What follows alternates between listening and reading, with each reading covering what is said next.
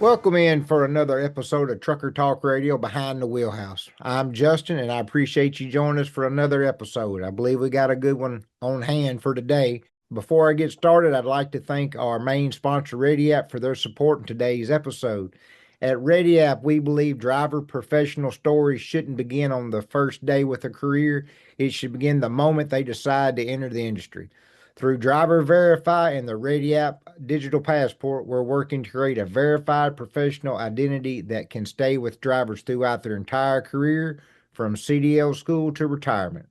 As our industry continues to focus on workforce development, professionalism, and attract the next generation of drivers, solutions that can help connect training, hiring, and long-term career development are becoming more important than ever. My guest today is someone who has dedicated his career into one of the most important responsibilities in transportation, preparing the next generation of professional truck drivers. Michael Mollick is a senior CDL trainer, leader, third-party CDL examiner, and training program improvement specialist who has spent more than a decade helping CDL programs improve performance, raise standards, and produce confident, job-ready drivers. Throughout his career, Michael has trained and graduated more than 1,000 CDL students, administered more than 300 CDL exams, and helped improve first-time pass rate to more than 90%, well above industry's averages. What really caught my attention about Michael's work is he isn't simply focused on helping students pass the test. He's focused on developing a professional driver, drivers who are prepared, who understand safety and are confident, and drivers who are ready to build long-term careers in the transportation industry. At a time when our industry is talking about workforce development, driver shortages, and the future of trucking, people like Michael are helping shape the next generation of professionalism. Today, we're going to discuss CDL training, instructor development, driver preparation, workforce development, technology, and what the future holds in the education part of trucking. Michael, welcome to Behind the Wheelhouse. Well, thank you. Thank you for having me. Not a problem. Not a problem. That was a mouthful. You've been doing this for a long time, and it's probably the part of the industry that gets the least amount of pats on the back. So we appreciate what you're doing for the industry, because I believe we have come to a point in trucking, especially with all the negativity we get these days, of we've got to make it better for the driver, to the new generation, to want to be a truck driver. So I appreciate everything you're doing with that. But before we get into that part, let's start at the beginning. How did you get involved in trucking, and what got you over to the educational part of driving? Well, I started out as a company driver running auto parts from Detroit down to the border. And Okay. then a family member said, "Hey, this car hauling company is hiring. It's a union company. They pay good money." So I got into that. Then after a few years, I became an owner operator. And then there was this point in history where the market kind of fell flat. So I had a bunch of money saved up. I got out. I was looking around to do something else. And during that time, I went to school and got my master's of education. Well, kind of loved the trucking industry, so I wound back up in it. And I decided that I would start out with a truck company, kind of get back into the role before I started buying trucks again. During that period of time, there was a family issue, and I was working for Warner Transport at the time. And I gave him a call and I said, "Look, there's something going on at home. I can't be out of town. I need to be at a meeting 6 p.m. every day, 7 days a week at a hospital." This is before Zoom and all those types of Right. things. Right. And they said, "Well, we know you're doing a great job. If you want, you could go work at the school that we own a block away," which at that time was American Institute of Trucking. And this way you could keep your pay and seniority and benefits and all that. And it stuck. I loved it. Hey drivers, our partners over at Zero Breeze have designed a no idle air conditioner for sleeper cabs and fleets that can pay for itself in just one summer. If you're spending up to $40 a night in fuel, it's time to stop idling and start saving. For $50 off, email sales@zerobreeze.com or text them at 945-247-1298. And don't forget to ask them about their extended warranty option. Check them out today at zerobreeze.com. So our listeners that are not familiar with trucking, because we have a broad listener base for people that are not even in the industry, how long does it take a student to get from the start to finish in a school? The short answer is that depends on the student. Now, when the student comes into today's traditional CDL school, Mhm. they are studying to pass the three parts of the CDL test. The first one is the pre-trip. Now, in today's CDL schools, you got people of all ages, of all backgrounds, and a lot of people really haven't been to school in a while. So Right. typically, the memorization of the pre-trip is the biggest challenge for a lot of students. Okay. Okay. So you go take the pre-trip and you pass it. The next step is the backing maneuvers. Well, everybody wants to drive the truck, so people are usually a little more excited to learn how to back than to learn the pre-trip because that's pure memorization, going home at night and studying. And then the Right. third facet of the test is the road drive. And there's a lot more to the road drive, that portion of the test, than you might imagine. There's a lot of things going on other than just shifting and getting the truck down the road. So Right. those are the three parts. That's what you try to teach them. It's supposed to be a 160-hour program, including the classroom. And some people do it and some people do not. And that's Mm. okay. Everybody learns different. Everybody learns at a different pace. Absolutely. And at my school, we don't want anybody testing till they're ready. And we don't want Mhm. anybody on the road till they feel confident. Absolutely. No, that's the same in anything. Even you take away, CDL training, everybody learns at a different pace in anything. So, what do you enjoy the most about working with students who are wanting to get in the industry? It's going to sound silly, but what I love most about it is I actually feel like I'm changing people's lives. A lot of Yeah. people coming to schools today, they don't have a backup plan. This is it.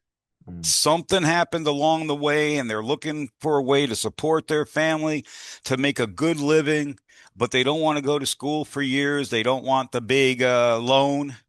And you can go into a school and they say 160 hours, but I say 160 hours or whenever you're ready and go out and make a good living with all the benefits. Right. Right. Exactly. Now, you might not know this to a T, and if you don't, that's fine. I'm just curious. Do you know about what an average, 160-hour course would run a driver, somebody that's interested in doing it? Anywhere from 4,000 to 10,000. Gotcha. Okay. All right. Well, that's good. So I want to go into the state of CDL training. Our industry, I've been in it for like 20 something years. The truck drivers always get the bad rap no matter what it is, but the whole industry right now is taking just a bad beating for bad decisions that our government's done to put us in the position. Brokers and carriers have made a lot of bad decisions that's got us in this position. So now all that scrutiny is going all the way down the totem pole, right? And it's in, CDL schools. I know the government just got through, I don't remember the number, closed a ton of schools nationwide. I didn't realize Thousands. yes, and I didn't realize there was Thousands. that many Yes. schools even in the area. Now, when I say that, I'm within about four schools of where I live because Mm, our state, they used to be vocational schools. Well, they've right. turned them into state like junior colleges almost, and now most of them offer I'm in Tennessee, so they offer CDL schools there. So, but where with the government doing that, how would you describe how the CDL training is now? Are we are we fixing to turn a point to where things are getting a little bit less scrutinized, or do you think there's more coming down the pipeline? Oh, no, no. There's going to be more scrutinizing. However, it's like my dad told me, when you do a job, you pretend that the boss, me, and God are standing next to you. So if you're doing the job you're supposed to do, it doesn't matter. I mean, they come in every so often and they go through every piece of paperwork and they watch what you're doing. But if you're doing the job and you're doing it the same way all the time, it's no concern. True, very, very true, very true. Let me ask you with there's a lot of people that, are always, listening to the show or other podcasts and talk about, I want to go be a truck driver. And for the same exact reasons you just talked about, it's financial independence, don't have really another option.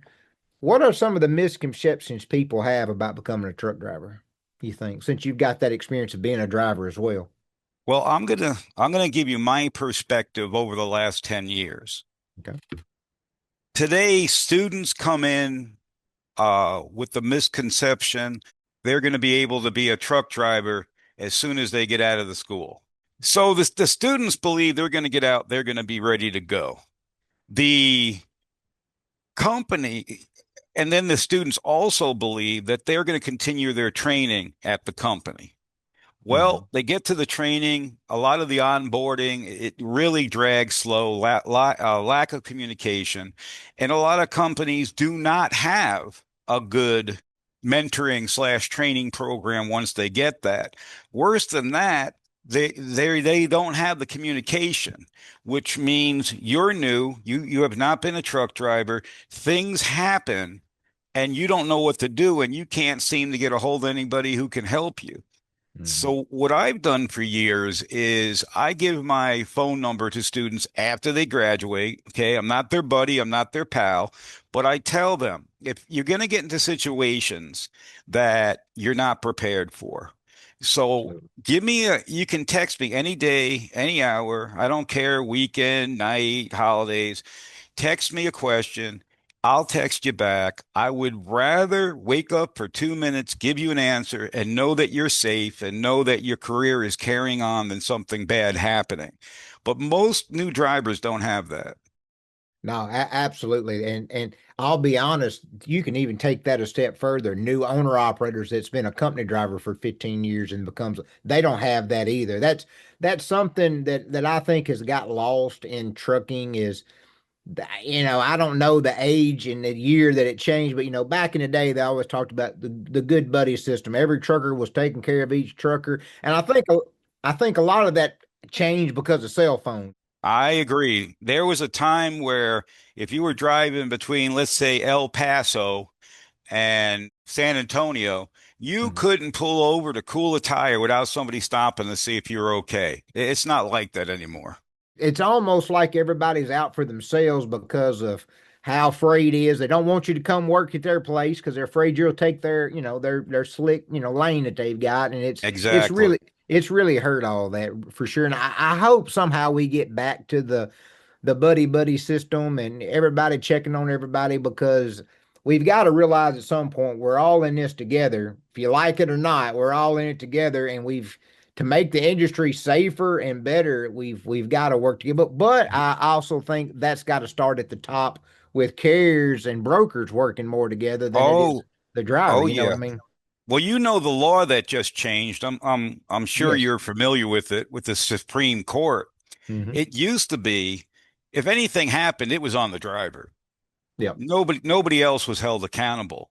Well, and I'm sure you're aware of this, they just voted nope. Everybody involved in the process is now held accountable. And it was a Yep. long time coming, let me tell you. Yeah, I agree with you. I'm glad that the drivers are not the only ones. I mean, the drivers it's a 3 to 4 group part, right? Every Right. transaction of a load, and the drivers, yes, they play a huge part, but most of the problems aren't on the driver. It's in the paperwork and all that before it ever gets to the driver. That That is is correct. 100%. And I think that's why it's harder for people to want to be a truck driver because they're just a sorry old truck driver. I've heard that my entire life, and I'm like, yeah, okay, Hmm. yeah, there's some bad apples. Of course, there's always going to be in anything, but Right. most of them are good, and they catch hell on the highway. They go to pass a car, they end up hitting a hill, and they back up traffic. Everybody's blowing the horn, cutting them off, flipping them off. I'm like, they're doing a job. They're doing the best they can in the situation. All these trucks are governed. It doesn't make it easy on them. It's always something that makes their job a little bit harder. Uh, Exactly. so I do appreciate you giving out your information like that to drivers because they do need that little bit of guidance because like I said, you can't teach everything that every situation and new No. situation pops up all the time. So I know the drivers appreciate that. Now, I'm going to tell you the biggest, what I tell students after they graduate, I give them my phone number Mhm. and I tell them, if you learned nothing else from me, I want you to remember the three rules for 1 million accident-free miles. Are you ready? And some of them even pull out a paper and pencil. And I Mhm. say, never get in a hurry, Yep. never get in a hurry, never get in a hurry. And it's a lot, you understand, that's a lot harder Yep. than it sounds. Everybody It is. wants you to hurry. Oh, Family, dispatchers, mhm. companies, the people you're delivering to, Yep. but you cannot hurry in this industry. That is the most important fact if you want to be a truck driver. No, and you're right because most of the time they're wanting you in a hurry, not before you Hmm. pick the load up. As soon as the dispatcher gets the load, they're already behind, or they're wanting you to make that Exactly. time. And then too, what I don't think truck drivers understand is a lot of your dispatchers don't have trucking backgrounds. That So, is correct. Or it's yep, so old, they don't understand the yep. industry today or the challenges you're facing today. Exactly. One thing that I used to have about 50 trucks in my truck agency. And one of the things that I would teach my dispatchers and stuff, and I would teach drivers, know your clock. Understand Hmm. the clock, because Hmm. just because a broker tells you that you can make it on a clock don't mean it can really go on a clock. And it's based That on is when that correct. clock, and That that is gets a correct. lot, and it gets a lot of people in bad situations because they don't understand it.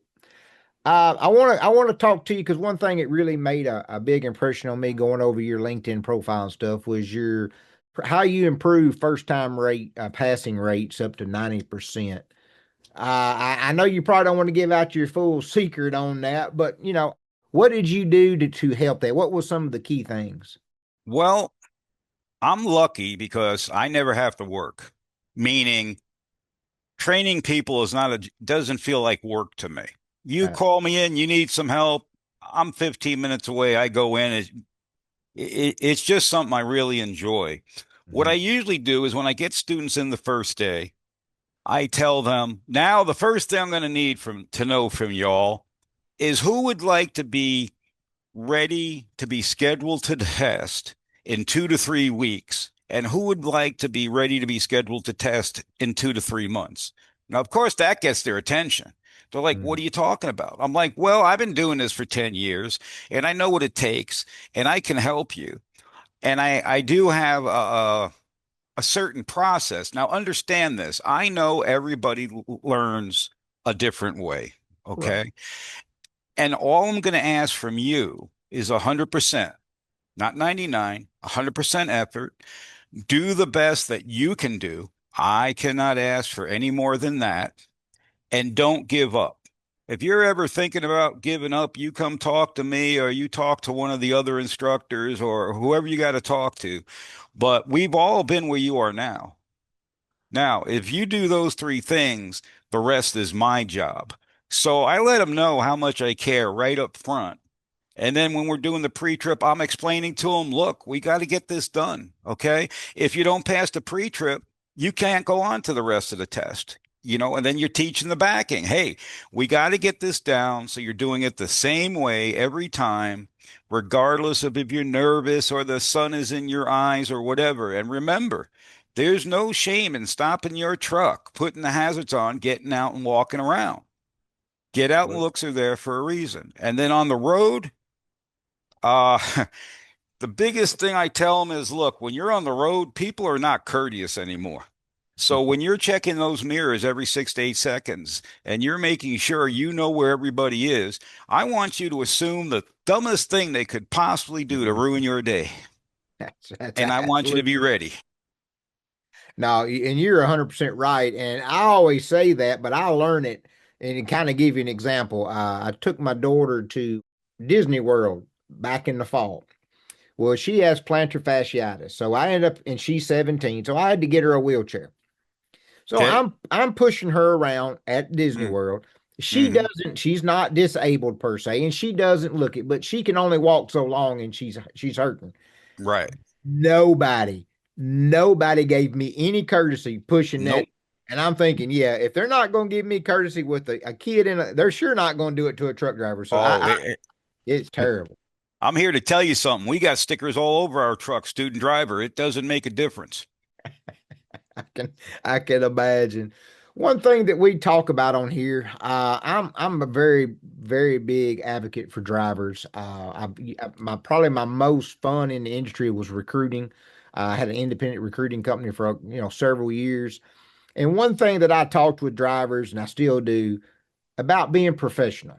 You Yes. know, talk the part, dress the part.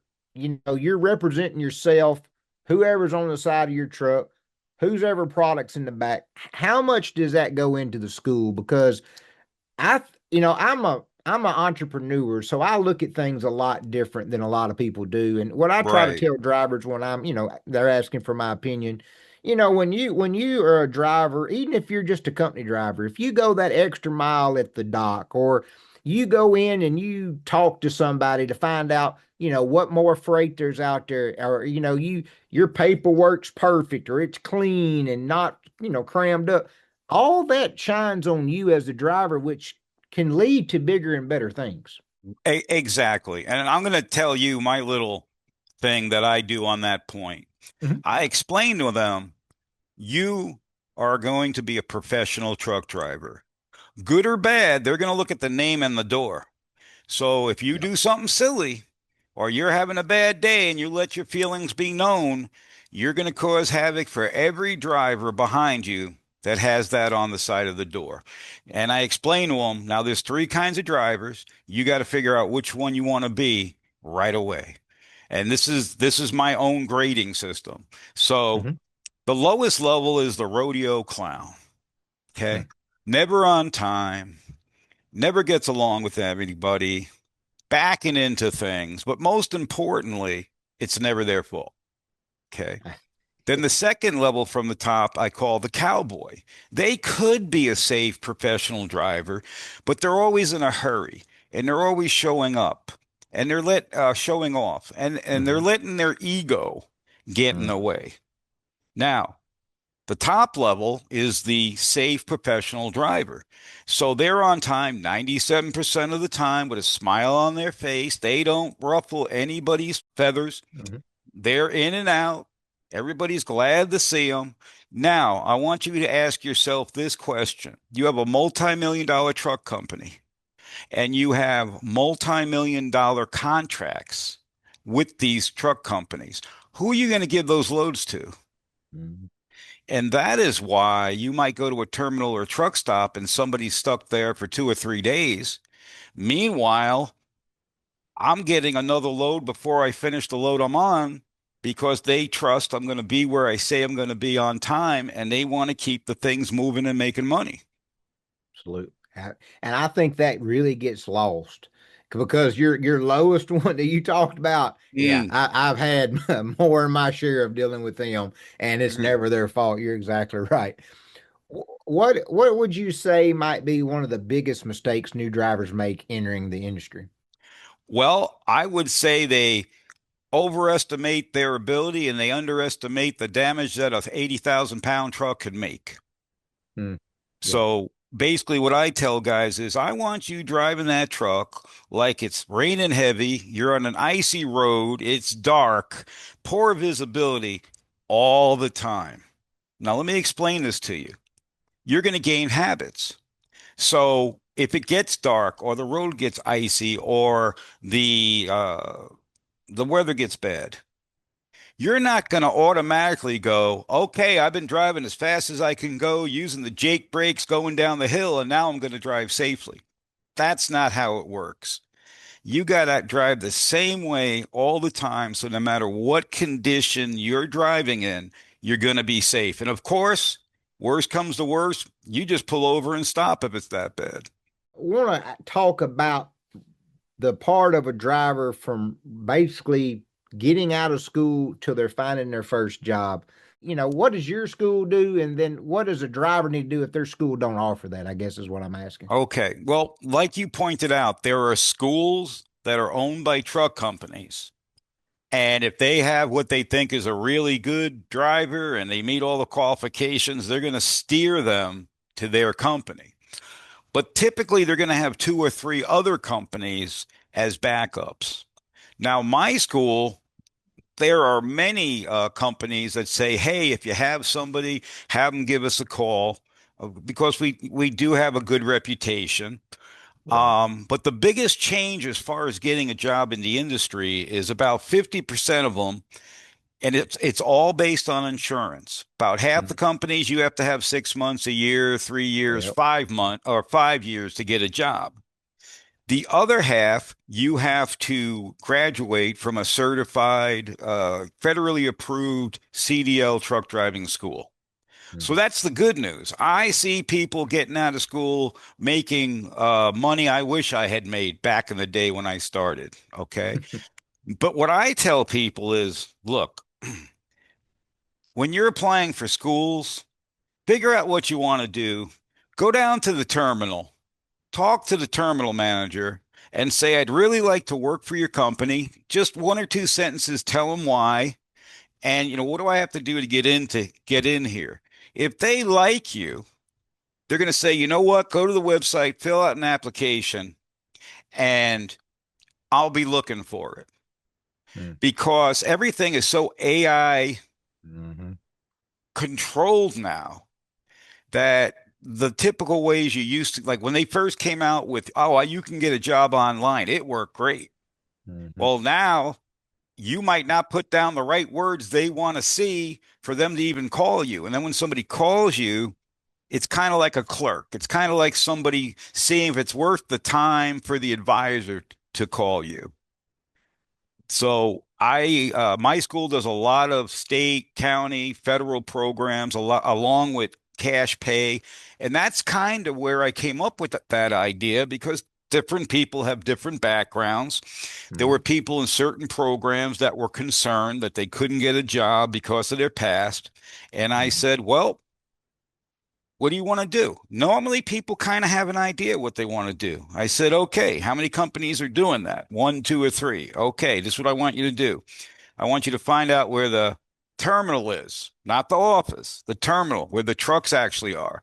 I Okay. want you to go talk to the terminal manager. I want you to be 100% transparent and honest about your past. I was young, I was stupid, things have changed. This is what I want to do. And you would be surprised. Over 90% of the time, those people get those jobs because they went there, toe to toe, eye to eye, and talked to them like a person.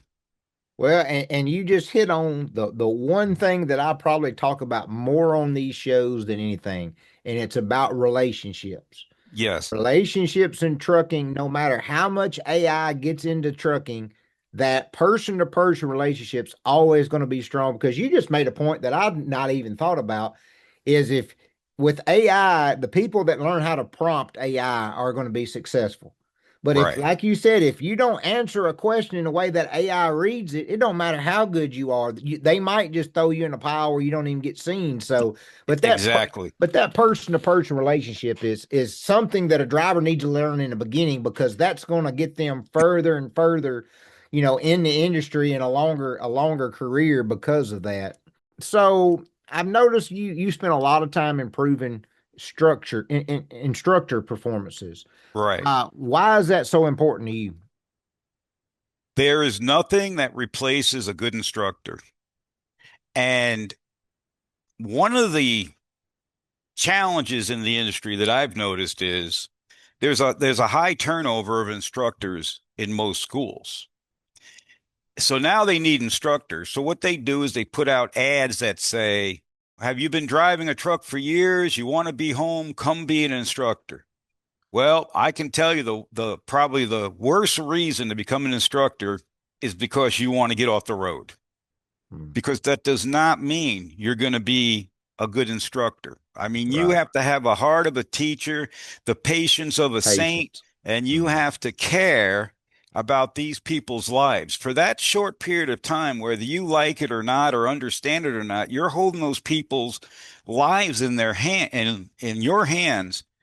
And A lot of them are scared. Like I said, a lot of them don't have a backup plan. I've even had guys come back to me 3, 6 months later, shake my hand, thank me, and say, when you said this and that, I was one of those guys. Hmm. So that's kind of what keeps me in the game. When people say, you seem to work so hard and you go above and beyond and you put in the extra effort, do you get a Yeah. bonus? I said, yes, I do.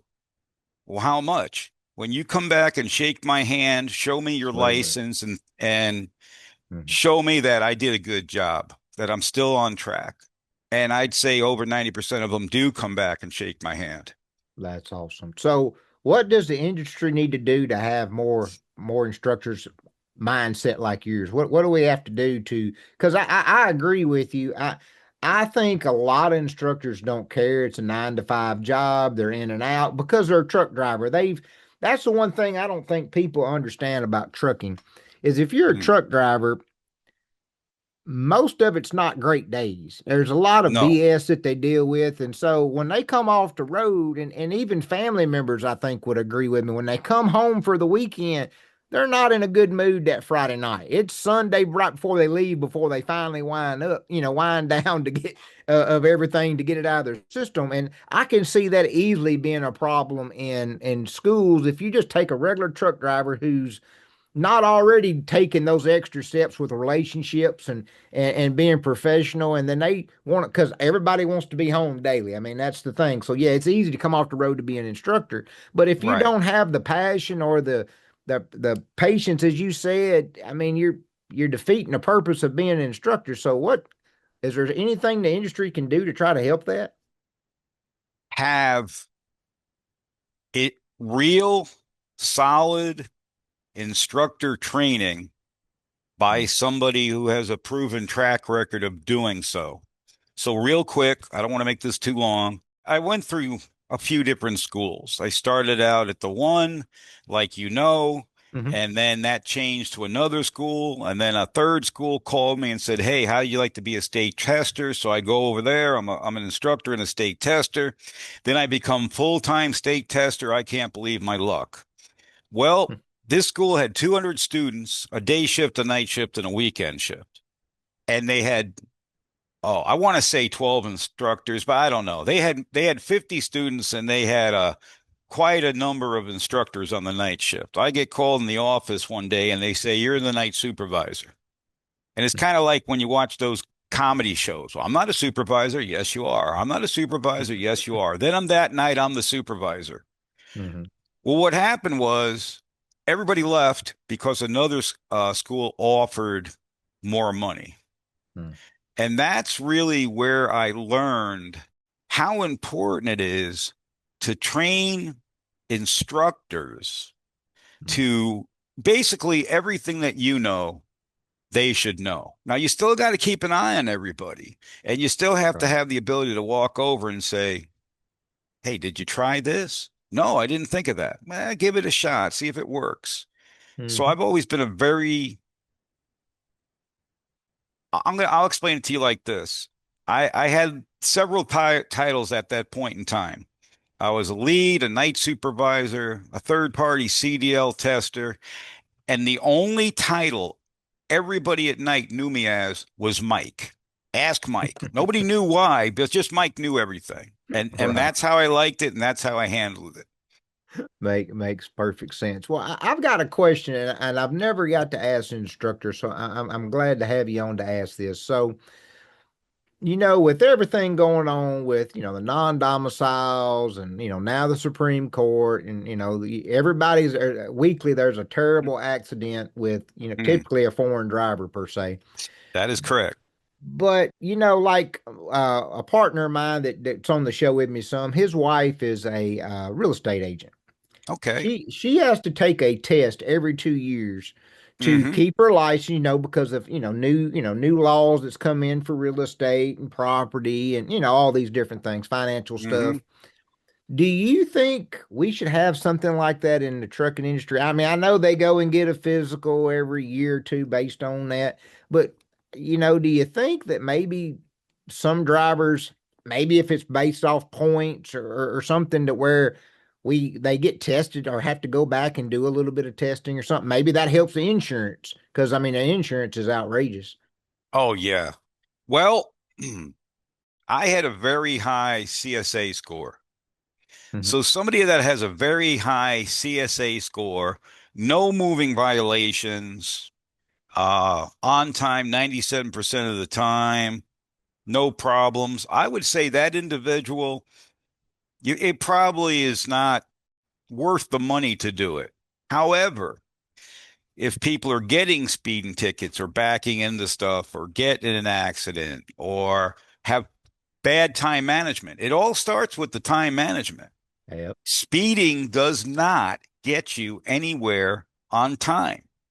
I explain this to my students. So even though there's not a lot of time, while I'm training, I'll think of something and I'll say, "Hey, you want me to tell you about this?" They'll say yes, and I'll give them a quick explanation. I said, "Okay, so Hmm. you're going to have dispatchers that try to push you. So let's say the load is 500 miles away. Okay, real quick math. I take the 500, I divide by 50. That's 10 hours. So I know it's going to take me 10 hours to get there.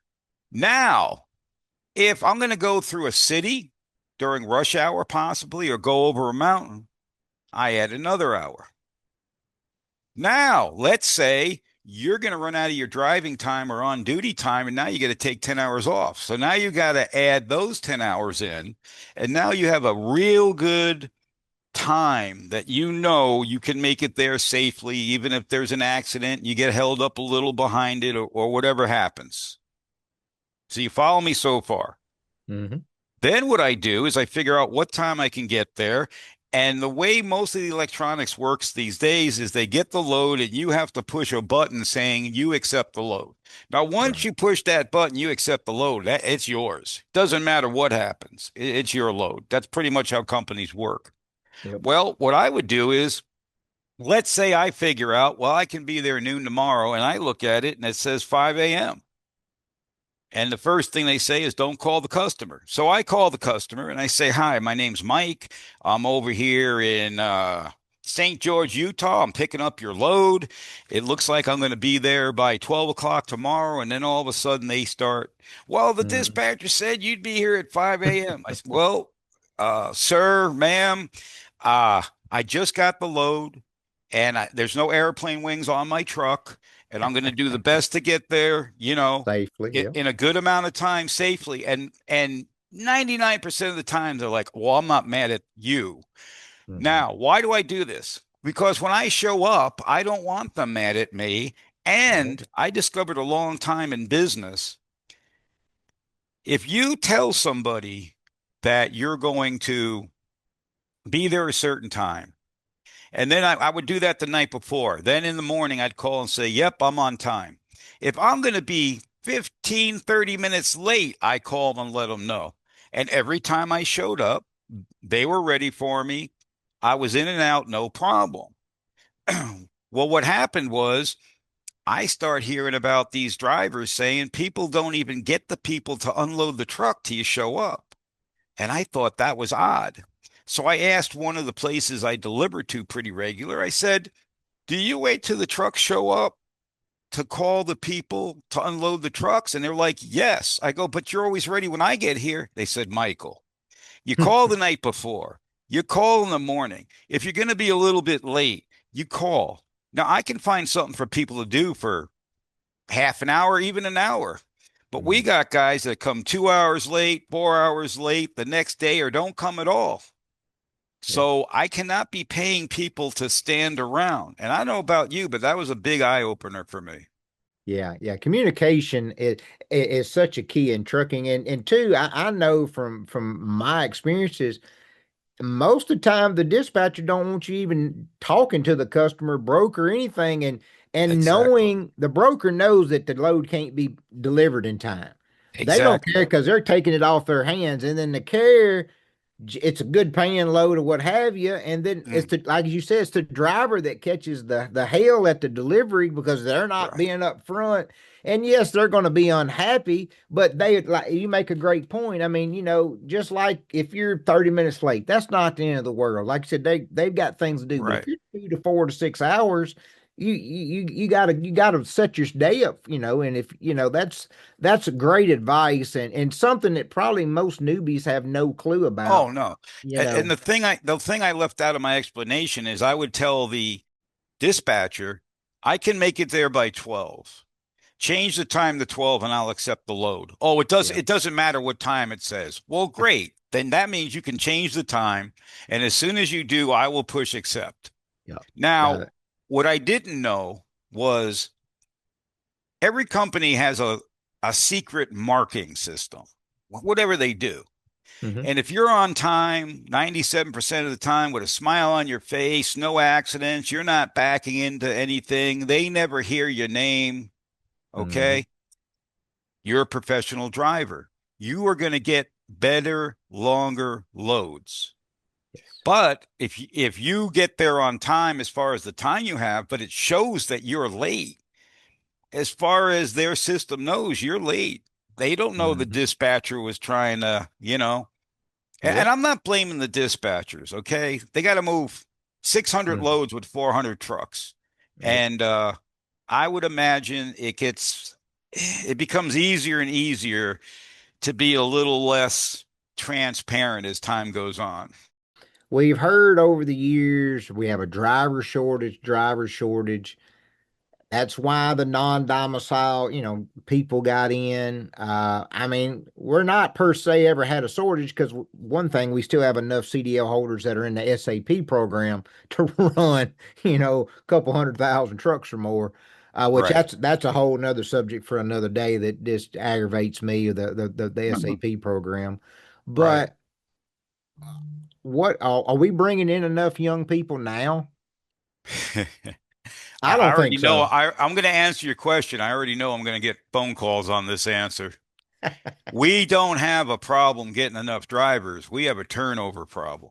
We definitely do that. So let me give you an example. So you go to a truck school, and then you think when you're going to go to the company, you're going to get trained. Now, let's say I'm going to give you the best situation that I have seen. I only saw it at one Hmm. company. So you go there and they put you through their training for a couple weeks. You're getting paid, so Right. everybody's happy. And then they'll even give you another 2 week training on real world backing. Fantastic. I'm thinking, man, this is unbelievable. These because the biggest problem people have is learning how to back, Right. learning the dynamics of the truck, understanding the pivot points, because in the Hmm. school it's like turn left, turn right, turn left. I don't teach that way, but that's the common Right. practice, okay? Right. So now I'm thinking this is the best company I've ever seen since sliced bread, and the people in charge of the training and all that stuff, they are just great people. They're on board. Well, I noticed the people would go out and with 1 and 2, 3 months, they look miserable and they're carrying all their stuff out of the truck and quitting.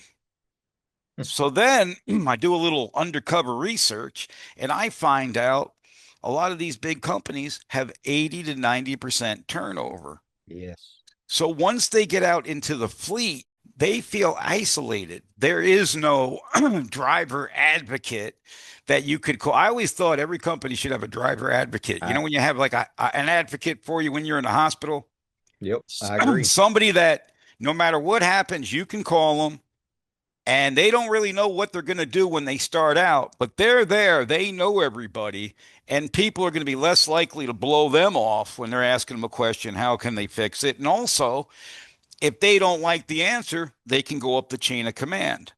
Yep. So, this high ranking person in the company, I said, let me ask you a question. They said every time they call in, they're being told there's no freight. And this person said, well, we have plenty of freight. I said, okay. So you call the person you're supposed to call, a dispatcher, different companies call them something different, and they say there's no freight. Well, then they should call the terminal manager. Do you tell them that? Well, no, they should know that. I said, okay. So now they call the terminal manager, and he says there's no freight. Now what do you do? Well, in this particular company, they said call the safety officer. So every time somebody calls the safety officer, there's freight, but there's a very small percentage of people that have the knowledge, Mm. and not everybody's outgoing. You know what I'm Right. saying? They Yep. got hired. They assumed you were going to take care of them. That was the promise you made when they signed on the dotted line, and it just Absolutely. isn't happening. So to me, it's a turnover problem because even though the people at the top levels of any company may want things to be a certain way, that doesn't mean that it's getting down through all the layers, down through the ranks to the driver. No, absolutely. And I'll even take it a step further. I think the national average is almost 95% turnover ratio, and which is Yep, I astronomical. didn't want you to think I was exaggerating. That's why I said No, 80 to 90. yeah, no, it is bad, and not only for drivers that are 3, 4, 5, 10 years into it, the onboarding systems, not per se the technology part of it, but just the onboarders and the recruiters. Recruiters, a lot of times they fudge the numbers to get you to Yep, come in, there and you go. and then the onboarders, they work in 9 to 5. They don't care if you turn your paperwork in or Nope, not to get hired. You nope. do. They'll call you at 8:30 in the morning if you don't answer. Well, we'll call you Hey, tomorrow for a couple times. And a lot of them, it's a numbers game. I was talking to it is. one on boarder. I said, look, a month ago you said this, and this was going to happen, Hmm. and they're still not onboarded. And they go, oh well, this didn't happen. Well, what has to happen? Well, this person has to do this. So why don't you tell them?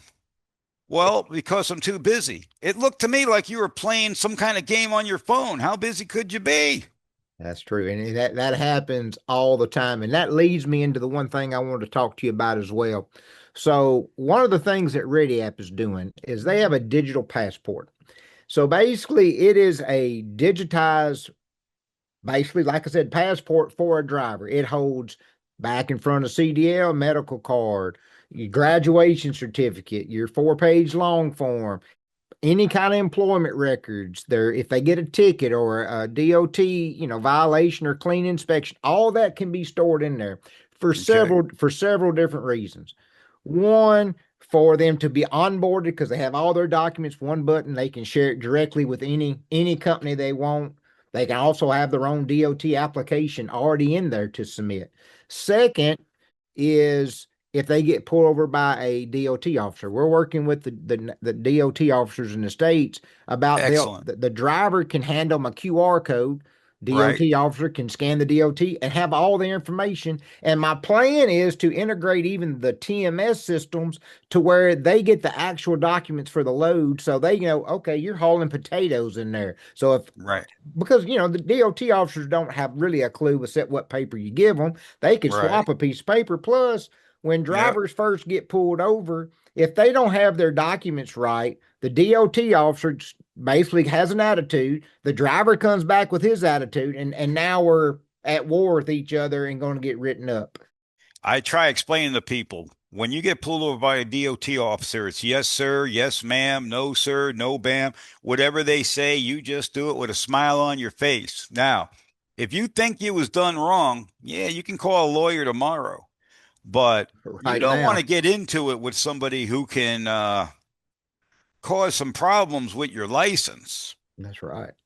That's right. And so my vision is I want to get the digital driver passport Right, to the students out right, because exactly. Okay, what this does is this builds a student's professional background from day one.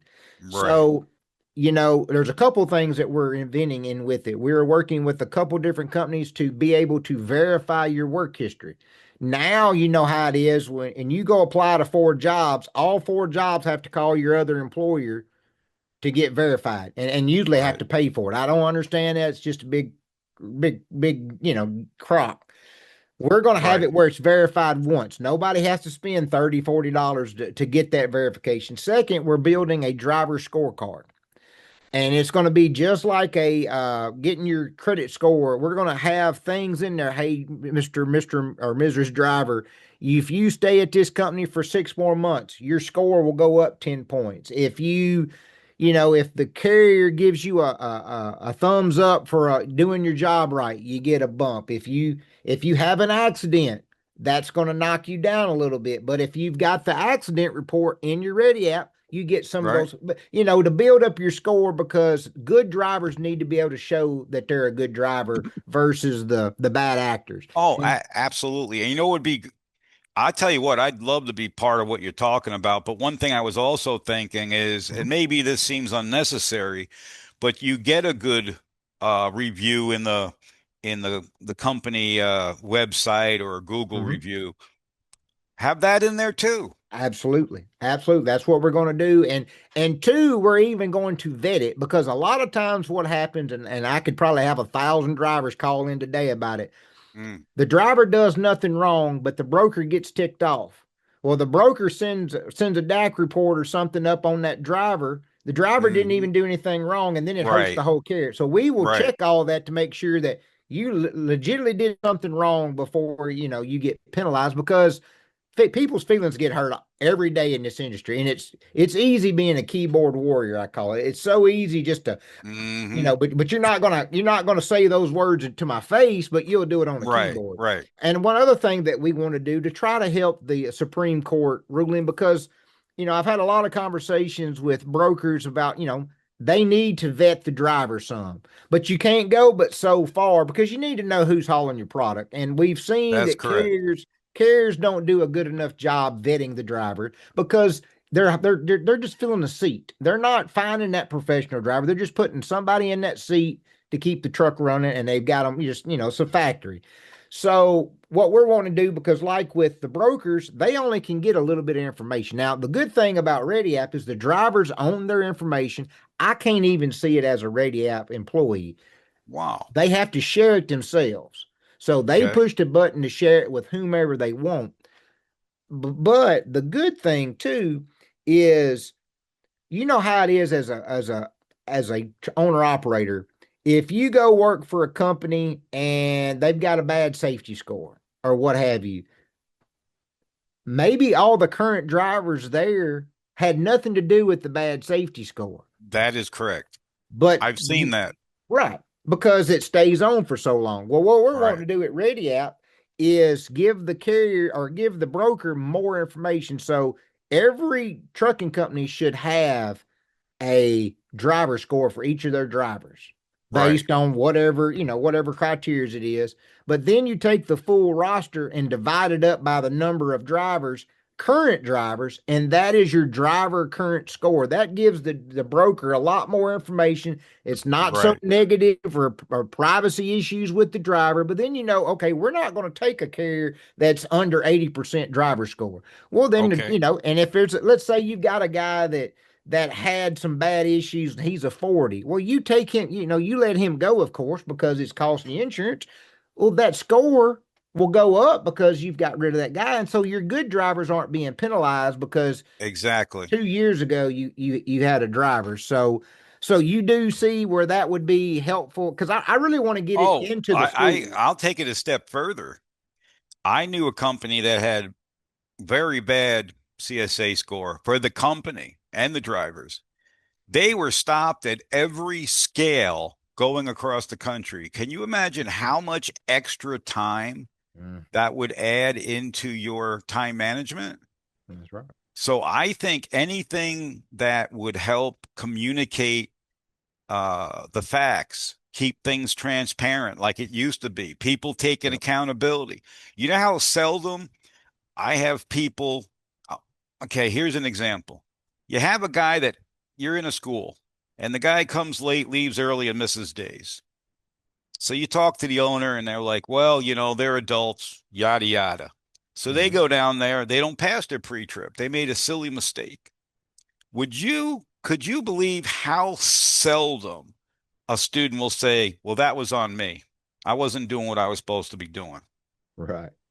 Yeah. So there's the accountability, and I have found out, hey, if I make a mistake, I'm going to tell you, hey, Yeah, same that's here. on me. Yep. I don't know, what I was thinking.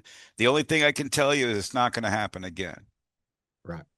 Well, and there's even though trucking is a dangerous job, Mm-hmm. It's not the end of the world to make a mistake. That's the only No. way you truly learn something, and no one's perfect. So no one's never not going to make a mistake. But I agree. If you just kind of own up to it, Yep. you gain respect with your peers and Yep. you're more humble to learn what you did wrong so you don't do it again. Because to me, Exactly. if you make the same mistake twice, that's the problem, not making the mistake once. Right. So when I was a new driver, I got called into the office, me and another guy, and we Mm-hmm. both did the same thing.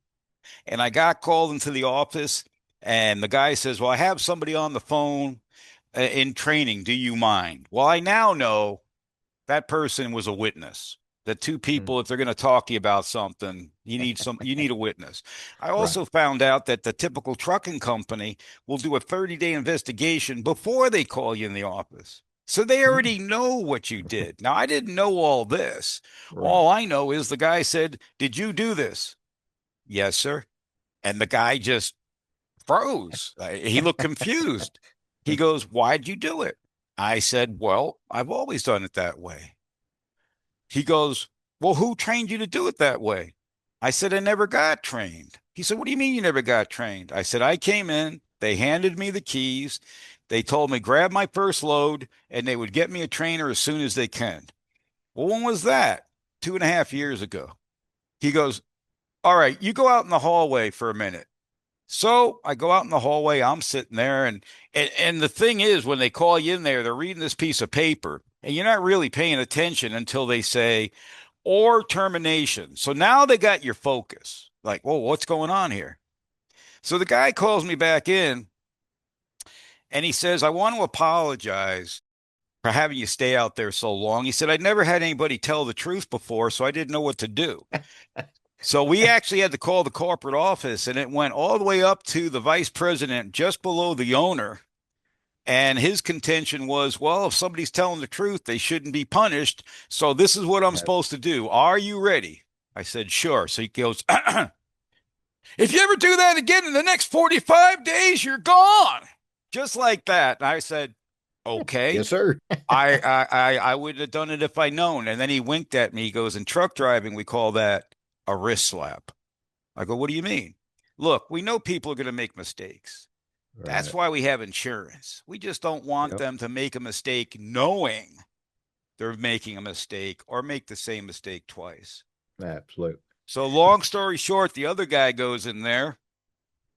He's not in there very long. I'm packing up to go home. I see this guy emptying out his truck. And I said, "What happened?" He said, "They fired me." I said, "Why'd they fire you?" He said, "They asked me, 'Did you do this?' And I said, 'No.' Then they told me they did a month investigation and they could prove I did it." So then I started cursing and carrying on, saying, "Well, why'd you ask me if you knew?" Do you see the two different differences of handling the same situation? That's right. See, with the way technology is, it's hard to get away with anything anymore, especially in a truck. Oh, well, just forget the technology. I tell everybody the trucking industry is a small group. It is Hmm. smaller than you know or understand. Do not ever say anything bad about the company you work for or the Right. people you work with. You know what? Don't say anything bad about anybody. And they said, "Why?" And I said, "Okay, quick story. A buddy of mine's up in Oregon in a truck stop. He's in the truck stop at the coffee counter 2 a.m. It's him, the waitress, the cook, and a retired fisherman. He's bad mouthing his company. He gets up in the morning, he drives from Oregon all the way back to Phoenix. Now I don't know if it took more than one day or not. He Right. shows up in Phoenix, he gets called in the office and they ask him, "Why were you bad mouthing the company in Oregon?" Small, tight community. Yep. Absolutely. It is. You're exactly right. Well, I want to ask you about the future before I let you go. I know you're a busy man. So AI's coming. There's not much we can do about it. I don't know how much AI can really take over the education and training part. I think it can make it a little bit easier for you to do your job, but it can't take it over because there's no way they can let a robot or a computer teach a driver. Now, autonomous might take over one day, and then that's a wholly different story. But I think we're a long way from that because they can't produce enough trucks in a year to make a big push in it. But where do you see maybe the next 3 to 5 years any changes in education that you can see? Well, okay, number one, as far as the autonomous, and I will answer your question, I don't see that ever working. You could take an autonomous truck and go from a factory to a warehouse, something like that.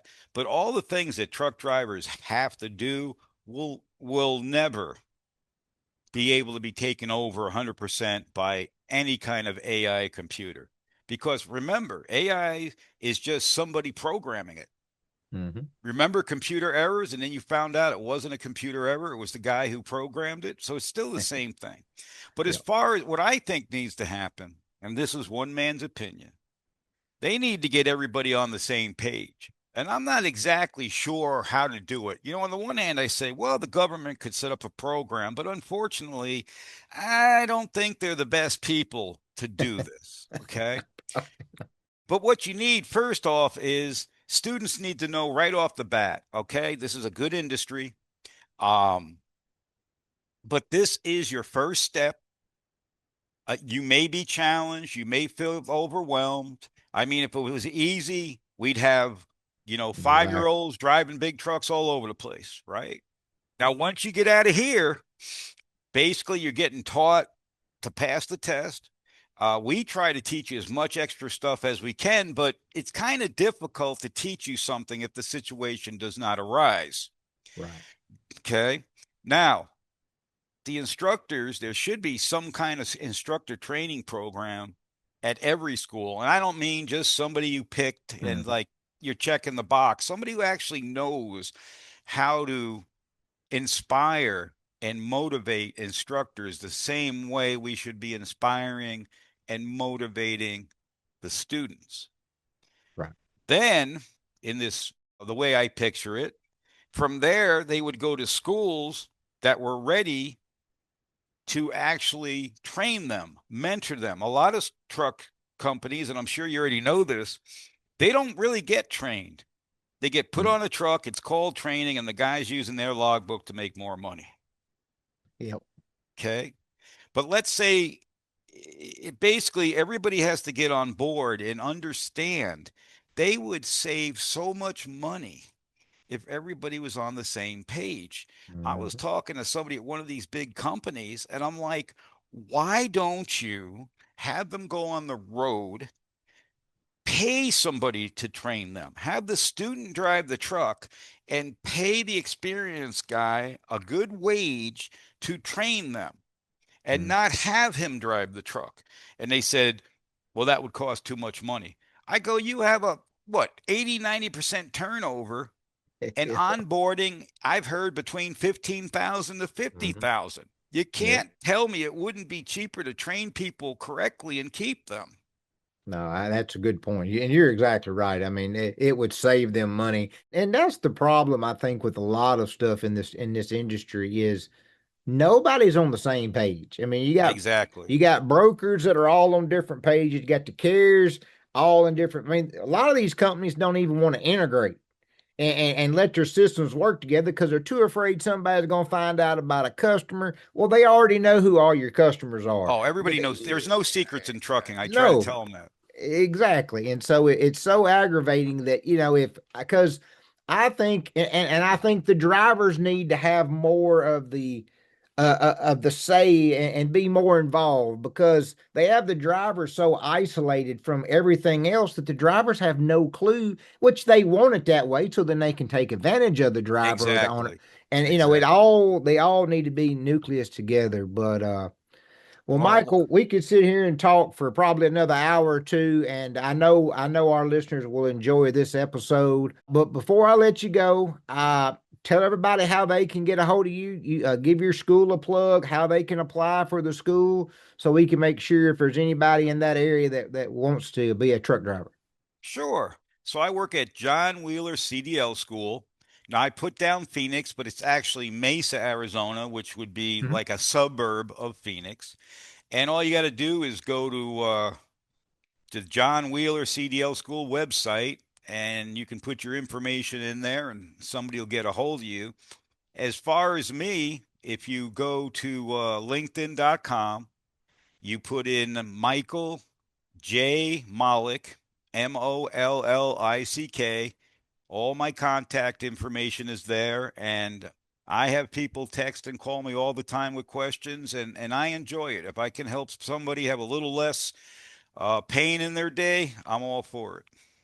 Well, again, I appreciate your time today. I think you would be the perfect person for two other things. I think you would be great for the driver advocacy program for truckers, and I think you'd be the great person to be the main instructor to teach instructors to do it the way you do it. I appreciate the way that you handle it, the way you care. I know your students do, and that just makes a better truck driver long term, and that's what we need. But it's been fantastic. Appreciate it. Everybody I know will enjoy it. Thanks for helping prepare the next generation of professional drivers. You're making a foundation for decades to come. But before we wrap this up, I just want to thank our sponsors again, Ready App and Gray Cross. It's ready-app.com and graycross.org.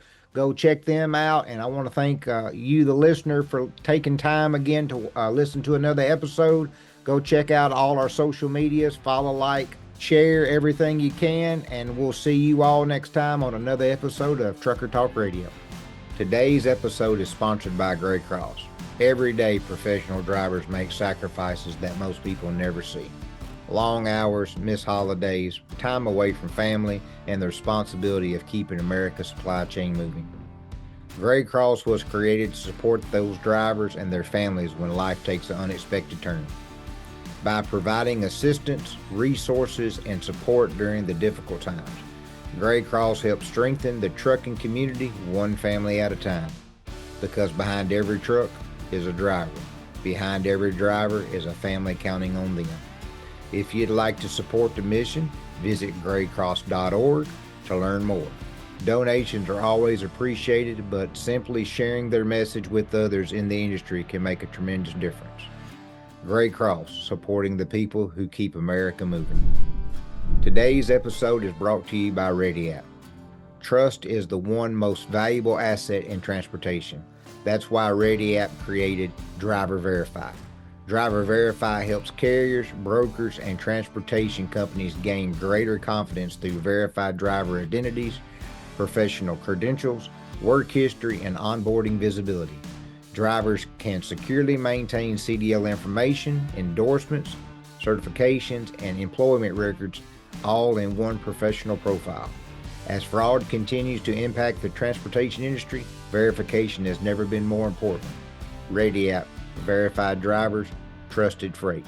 Go check them out at ready-app.com.